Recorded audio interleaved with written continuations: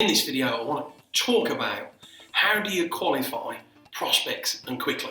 Hi, I'm Elwell of the Elite Closing Academy, and in this video I want to look at how you qualify prospects really quickly. The main reason is so that you can save time. Time is more valuable than money. So look, number one, you must make sure that you've got a pipeline of businesses. Remember, businesses are humans, human beings. Leads are humans. So you've got to have leads and businesses that need or want what you do. Absolutely no good buying lists of totally unqualified humans and businesses. So the thing that we're looking for is disqualification. Disqualification is as important as qualification at the front end of the message. We really do not want a pipeline that's kind of like half in, half out. We're looking for people to be clicking on things, moving towards us, asking, hey, how does it work? I want it, I need it, I'm really interested. That's what we're looking for. Even a question when it's answered. And that's one thing that we're really going to look at in this video. Qualifies people or disqualifies people. So the first thing that I teach, and I've got this, it's in the framework of the open with a closed philosophy. I've written about this in my book. How do you, at the very beginning, qualify or disqualify somebody at the very beginning of a conversation? And it's what we call a PPQ, a prospecting pain question. Now, during the last 12 months, one of the things that we've learned is that if we just constantly ask questions about challenges, problems and pains, actually we can get pushed away. Remember, salespeople, when we're first building up relationships and getting to know people, we're strangers. And when we were little, we were told not to speak to strangers. So here's something that can be really powerful right here, right now, that you can integrate and use straight away. And it's to replace the P part of the prospecting pain question.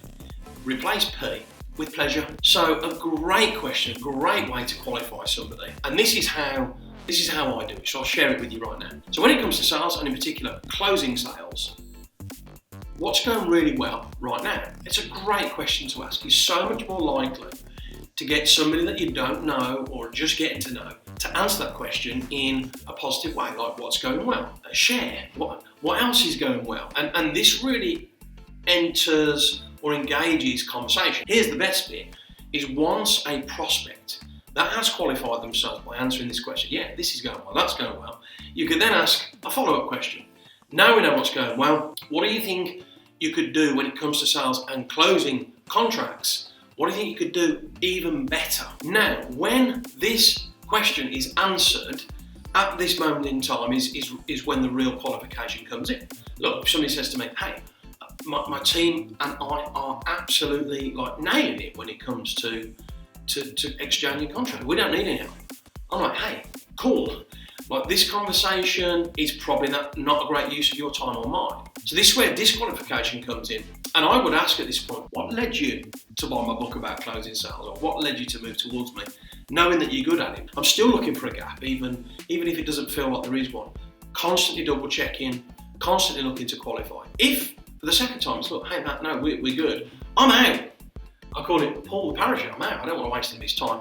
And I'll literally say, hey, cool, look, understand we're probably not a great match for now. So who do you know right now that does need help with selling and closing? So that's how it works.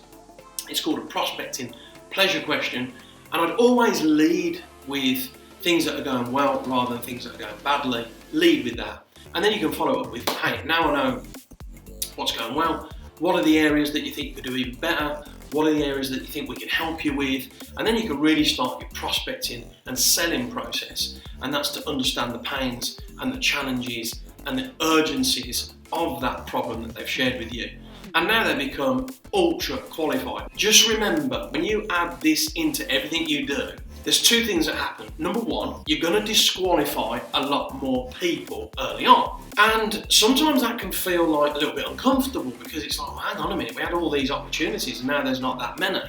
Here's the great news. You will see that the amount of qualified leads will go down to start with. The conversion goes up because the point is that when you make the sales process hard work and full of qualification, closing becomes effortless and easy. Your conversions go up, the pipeline will reduce, but remember, that's a really good thing. Doesn't matter what line of business you are. Ultimately, I would rather have 10 hot qualified leads that need us, want us, have problems by not having us than having 1,000 people who are like, oh, I was just interested or kind of looking, a bit of a click. I'd rather have 10 super qualified, and then once I've got that, build up on it. So there's a few good things for you to go away with straight away.